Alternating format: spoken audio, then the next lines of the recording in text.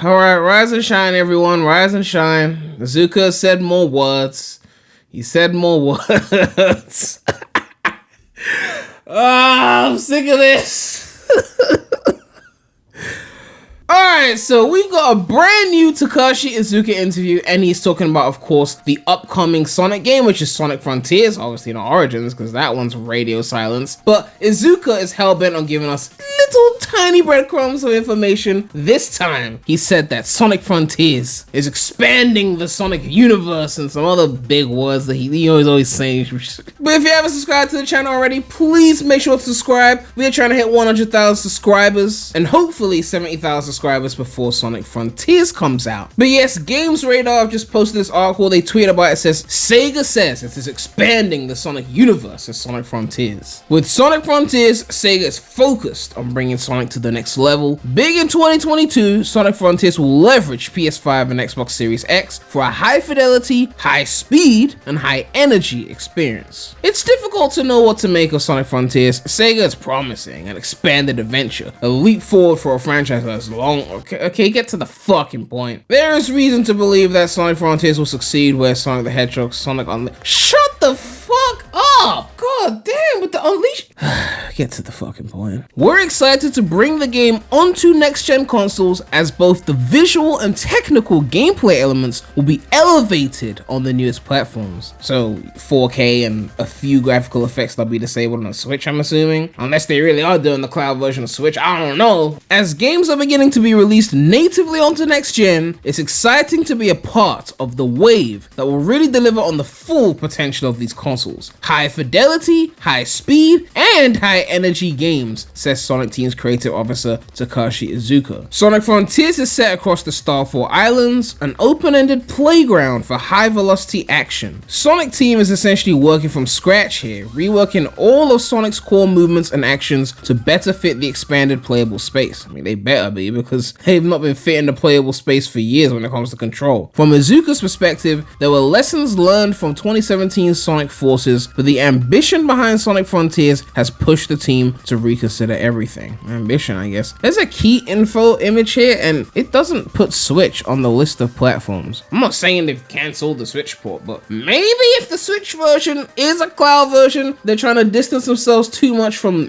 mentioning it everywhere. Like, they're just focusing on the platforms where it's native. That's a speculation. I'm not saying that's confirmed, but it's just something to keep in note. This Switch version is going to be very interesting to see if it's actually native or not. With Sonic Forces, the team set out to create a compilation, that's really what you set out to do, of high-speed Sonic action games that flipped the usual Sonic storyline on its head, taking place in a world where the evil Dr. Eggman had prevailed. Within this new storyline and world, we created new Sonic environments and characters, like the villain very few environments.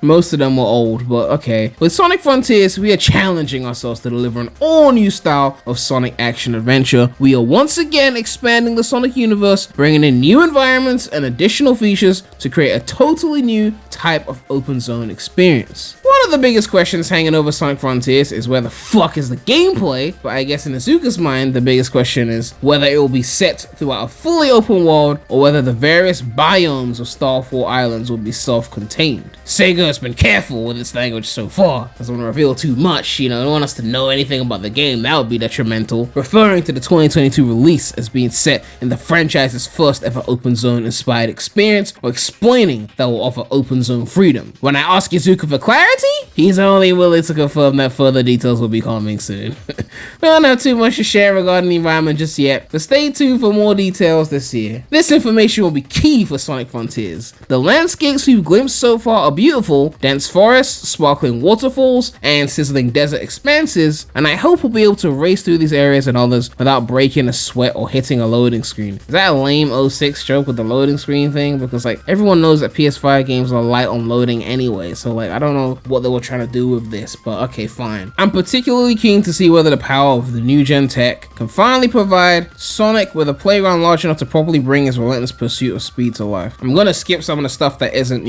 actually stuff about Iizuka saying things, because obviously this article, they're giving their own shitty opinions, like saying Unleashed was bad and things like that. Iizuka tells me that bringing Sonic's signature speed and combat abilities to life into larger areas is among Sonic Team's greatest challenges. We focused on bringing Sonic to the next level and ensuring that he's fully represented as the character that fans know and love while still making his new form exciting. We pay extremely close attention to getting all the little Sonic details right to make sure that Sonic's signature speed and characteristics remain consistent across every gaming iteration, says Iizuka. With Sonic Frontiers, we'll introduce new combat styles to bring Sonic's signature dexterity onto the battlefield, and the new exploration options obviously play into his iconic speedy nature. Sonic Frontiers is set to launch later this year, although Sega isn't quite ready to nail down a firm release window. So the team has been working on this open zone realm and everything contained within it with Sonic Forces and Colors director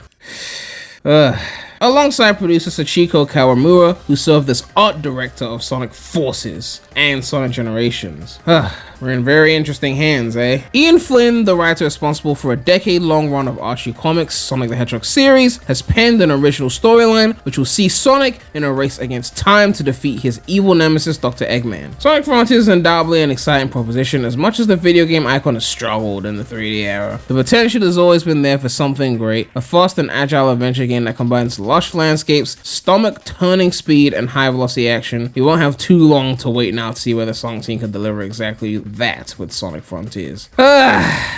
I would say there's a lot to unpack here, but there isn't. I mean, things we've taken note of here is that they are definitely pushing for graphics. It's very interesting that they didn't put Switch on the article when they mentioned the key info. I mean, do you think they would backtrack on the Switch port entirely? Like, just not make one? Be like, oh, we changed our mind, or like, yeah, we can't run it on Switch. I mean, the December trailer wasn't even running smoothly, and that was a trailer. They could have rendered that at 60 FPS on a PC, right? Like, I don't know why the trailer was stuttering, but if the only console you have is a Switch and you're a Sonic fan, I wouldn't get too excited just yet, is all I'm saying. That's just my personal recommendation, right? Might want to start saving up for a Steam Deck or, you know, some kind of cloud gaming service that will have this on it, you know. Sega's got a decent deal with Microsoft, maybe it'll be on Game Pass, I don't know. They also confirmed new combat abilities. I'm sure they probably mentioned this before at some point. Of course, you don't know what they are because this isn't gameplay, but we know there's going to be some new abilities. Obviously, the leaks had the spin cycle mentioned. Other leaks said that the combat was button mashy and boring, so you know, take that into consideration. But it's very interesting that the interviewer tried to press Iizuka into basically admitting if there was going to be linear areas within the game, and Iizuka was like trying to fob him off on that one. Like, clearly they've got some kind of marketing rollout plan where it's like focus on the open world for like ages and ages, and then somewhere like June, July be like, oh, there's cyberspace levels that we already know about because we follow the leaks, but will be new to the general public. Now, you already know I wasn't the biggest fan of Sonic going open world in the first place. I would have preferred something more linear, so I wanted the cyberspace levels to be more of a focus, you know. Like, even in Odyssey, which has like the kingdoms and stuff, you still have those little one rooms where it's like linear, go from point A to point B and get the moon kind of thing, and I was always a big fan of those rooms. They were pretty fun, and the ratio of that content to the main kingdom content is what makes the game fun, right? Like with Frontiers, if it's like only a tiny amount of cyberspace linear content and then the rest is open world, I think there's going to be a bit of an imbalance personally, because I think the open world is going to be the weaker part, because I believe Sonic thrives better in more linear environments. I'm not saying it has to be hallway crash linear, but like Sonic 2 type linear, like top route, bottom route, middle route, but still largely going forward, you know, like Sonic Heroes. But yeah, man, let me know what you guys think about this. Iizuka said more words, given no actual evidence of what he's saying. We have to wait for the gameplay to get anything concrete. Like, I'm just reading this like, man, there's like breadcrumbs, and it's not even just breadcrumbs. Like, these are breadcrumbs that you're like searching to find. It's like the needle in the haystack. Like, you're going through the whole fucking haystack trying to find the breadcrumbs because you're just starving, right? But I guess we got the breadcrumbs, and it was enough to make an 8-minute video, so I mean, we're here, right? But yeah, make sure to like, comment, subscribe, hit that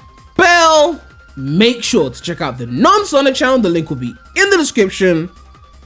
But that's all I have to say right now. So, Premy out.